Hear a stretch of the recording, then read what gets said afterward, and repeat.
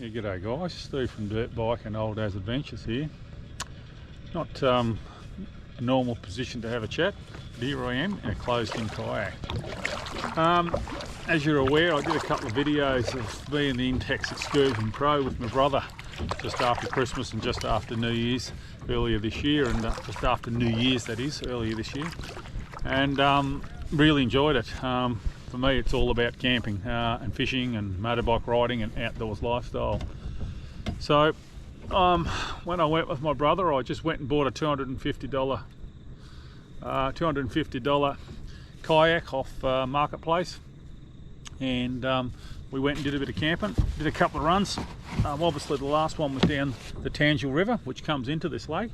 I'm in Blue Rock Lake now, and yeah, really enjoyed both those trips. The first one was on Lake Tyers and was just on a flat lake, and this one come down a river and into the lake, and obviously there was rapids there, and we were just right out of our depth. We didn't have a clue what we were doing. I didn't know how tough the Intex Excursion Pro was going to be, and Paul didn't know how far he could push the limits of a canoe.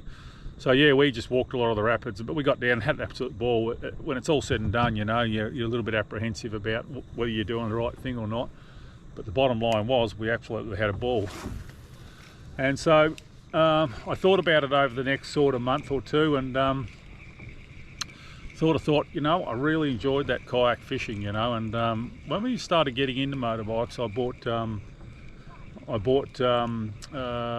sold my tinnies. So I had a nice little tinny with a 25 horse and a side console, and we decided that we'd take up motorbike riding a bit more, and so the tinny got sold. And so I don't go tinny fishing anymore, so out in these lakes and that sort of stuff. I have got a little cheap sit-on kayak, which I, you know, I get out on every now and again, and obviously now I've got the Intex Excursion Pro. But the idea of the Intex Excursion Pro was to sort of take it with me in four-wheel drive when I take the 390 on the back of the ute.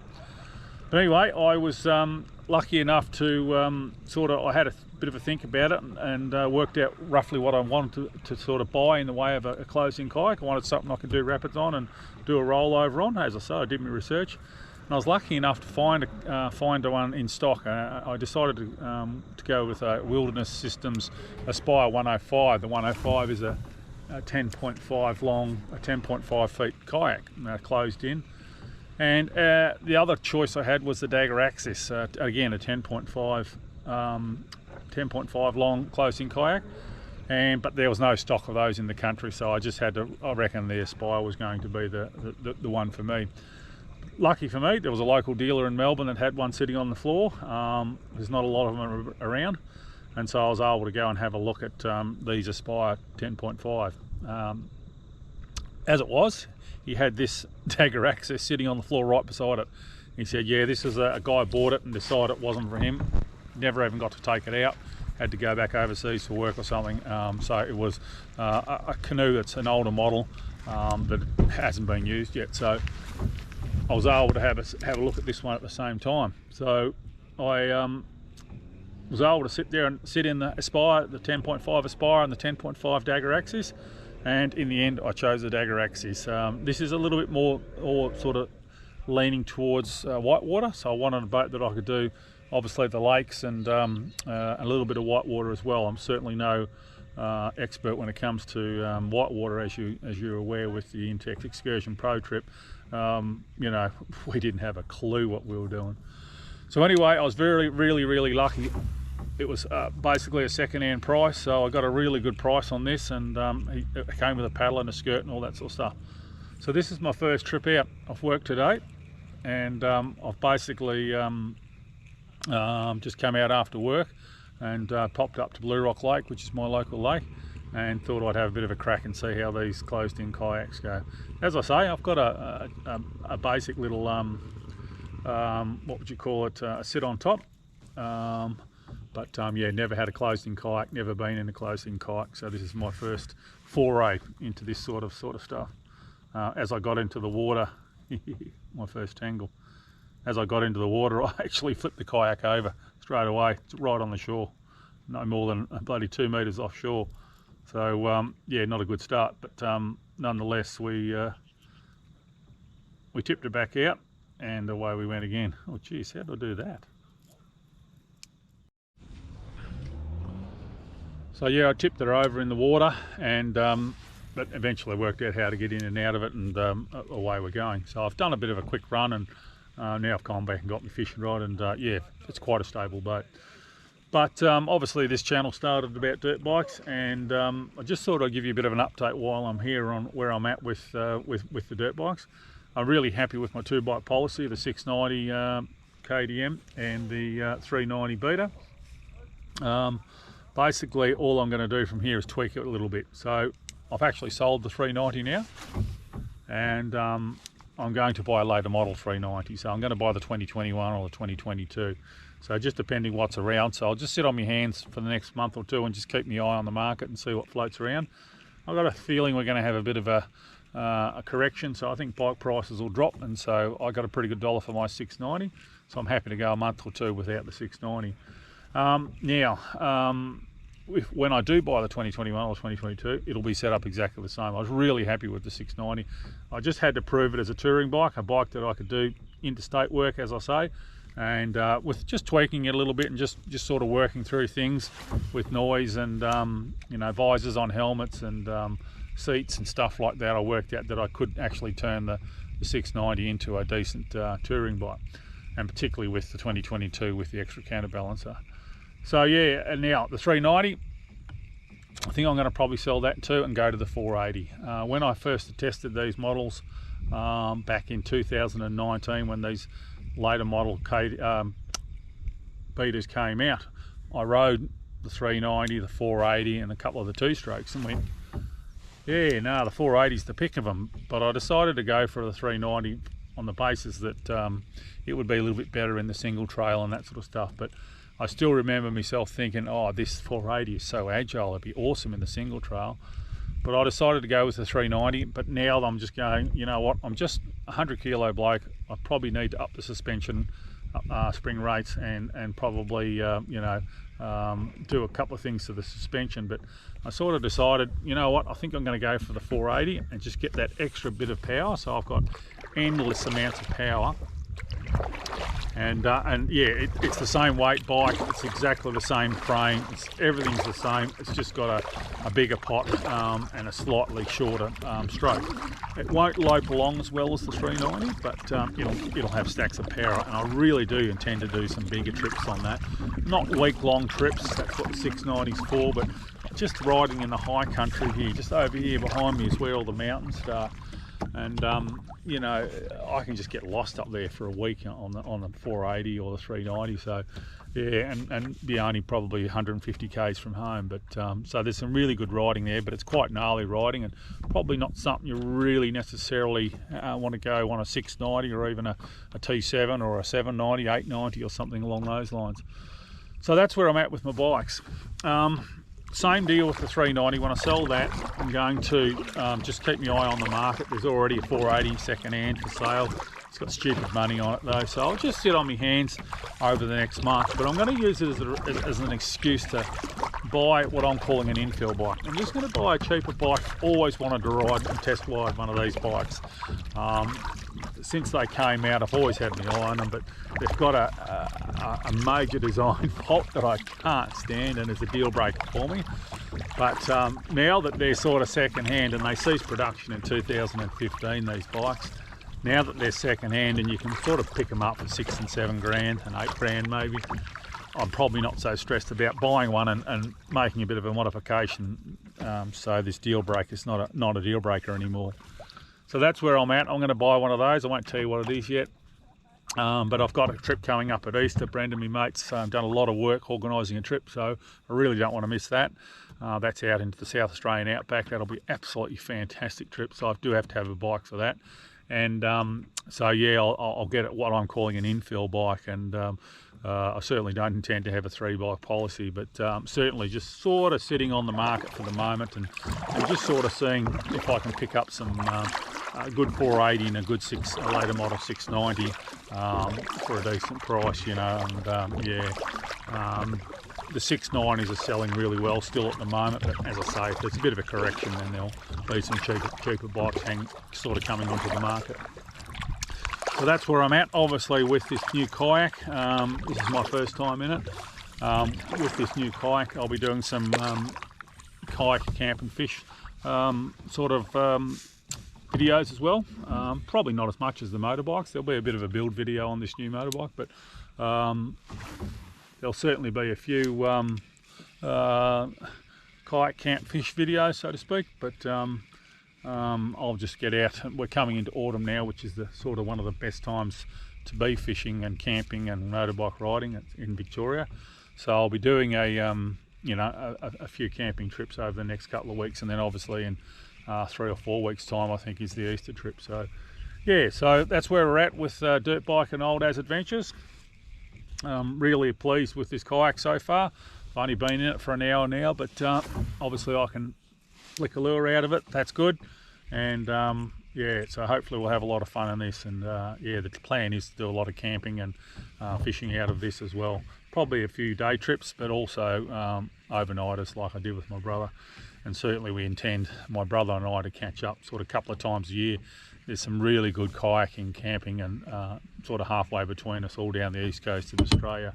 You've got the Great Dividing Range, and yeah, there's obviously water runs off the Great Dividing Range and out to sea, and so there's river systems all the way down the east coast of Australia. So him and I will probably meet halfway and do a couple of trips every year, sort of thing. So like I said, he come down at Christmas, and I might end up even going up there at Christmas. But obviously it's no fun being in Brisbane at Christmas. The bloody humidity's foul up there, so I won't be in a rush to go up there.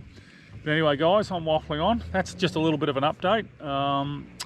If you are here to watch dirt bike riding videos, I'm sorry, and I was intending to keep this purely for dirt bike riding, this channel, but I decided this channel is what I want it to be, and so yeah, if I'm going camping and fishing, I decided to take the cameras with me as well, or camping, kayaking and fishing.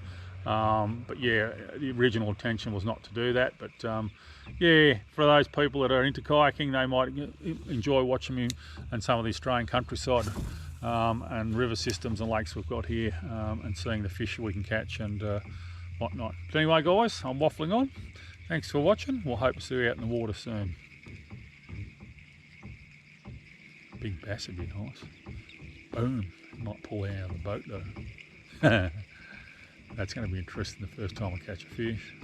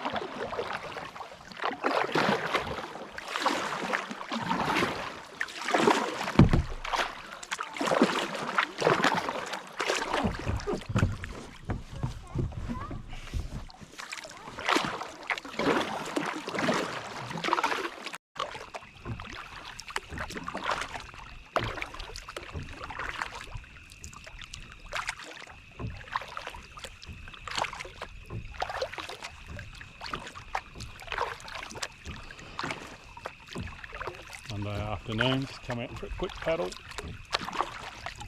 Trying to get used to the new kayak, thought I'd try the skirt. Picked up the new bike on the weekend, or new second-hand bike.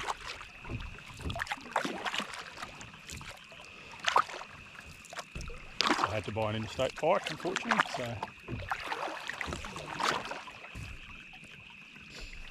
I have to get a roadworthy certificate and get it registered in my state here in Victoria. It's a bit of a bummer, so I can't ride it for a couple of weeks, but nonetheless, I'm glad to have a bike back in the shed. So this is the latest acquisition, guys. I've sold my 690 and waiting to get either another new one or a late model one. I'm waiting for one to pop up onto the market. So I decided I needed an infill bike. This is a bike I've always wanted to own. It's a 2010 Yamaha XT660 Tenere. I had an 86 model Tenere back in 1988, which I bought with very low Ks and rode that halfway around Australia. Fantastic bike, very old-fashioned bike, and the first of the real big single-cylinder adventure bikes, I guess you call them. It had its issues, but overall I was fairly impressed with the bike. But this is a bike I've always loved the look of. I really have loved the look of this bike. It was adventure ready, 23 litres of juice, super reliable, 660 single-cylinder engine. Yeah, chain drive, no ABS, all those sort of mod con things. So yeah, a nice basic bike. Quite a heavy bike. I wouldn't normally buy a bike at 184 kilos dry, but you take this big catalytic converter out of the back here, that goes up under the seat, and you can drop them down. And obviously I'm going to try and reduce the weight of this bike considerably. So my plan is to just to cut the rear subframe and drop that rear seat. That's one thing that stopped me buying it. How high is that rear seat? It's just ridiculous, absolutely ridiculous how high that seat is. And part of the reason was because of that catalytic converter goes up underneath that seat. That's got an aftermarket GPR exhaust on it. I'll get rid of that and put an Australian-made Barrett exhaust on it. And we'll cut that subframe and just drop that rear end down a little bit, because the centre of gravity is way too high on these. The tank's not too bad. The tank's carrying the weight up a little bit high, but that rear seat is just a top bag, and a set of panniers hanging off that is just going to be way too high. So yeah, we'll modify that and modify the rear end and just sort of change the seat. I've sort of figured out how I can do it, and yeah, it'll be a bit of a project build. But yeah, I'll keep you posted. It's got to go in for a roadworthy tomorrow. I'll get it registered, and hopefully we'll do a couple of big trips on it and see how we go. Pretty warm night tonight, so I just thought I'll get the use the last hour of light to come to the lake. Have a bit of a paddle, clear my head. Pretty busy day.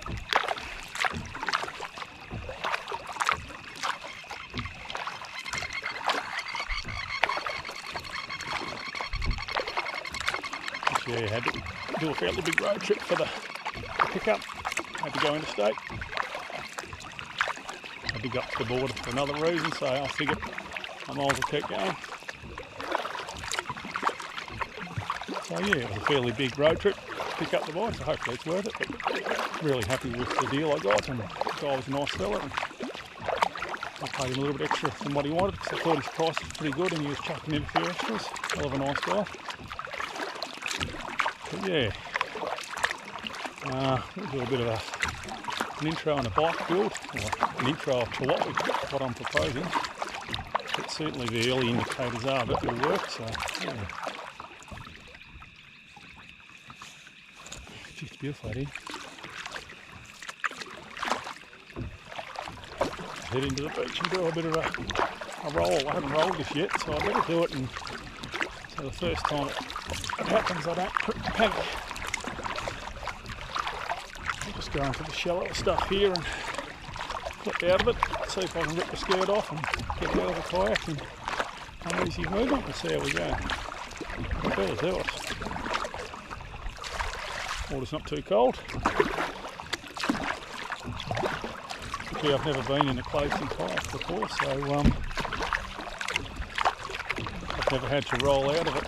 Only ever paddled real simple little light sit on top kayaks, but we'll see how we go. Gee, she paddles easy, this thing.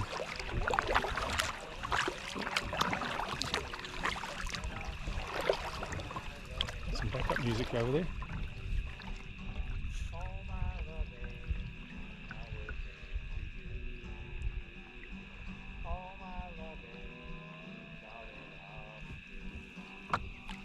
What a good singer.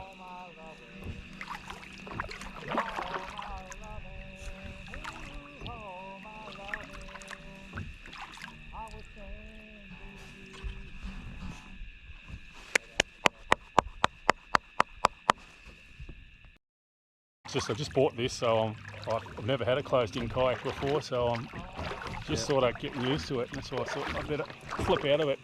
No better time like the present is there. See if I can get out of it.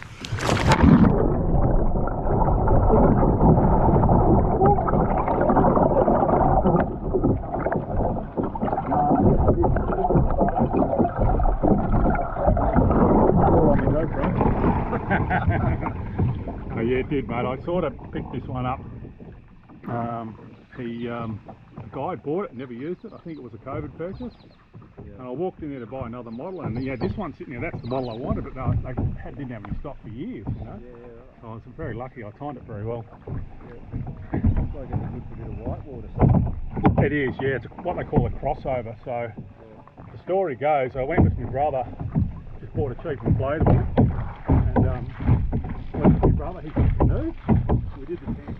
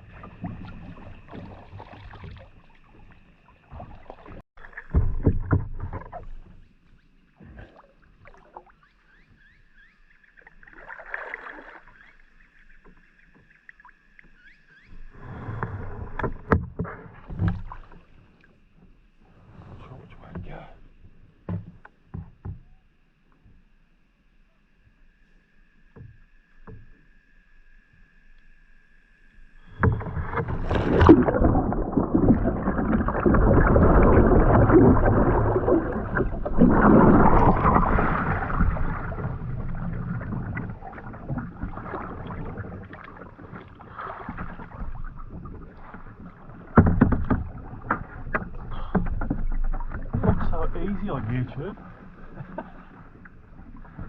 Yeah, we'll call that quits tonight.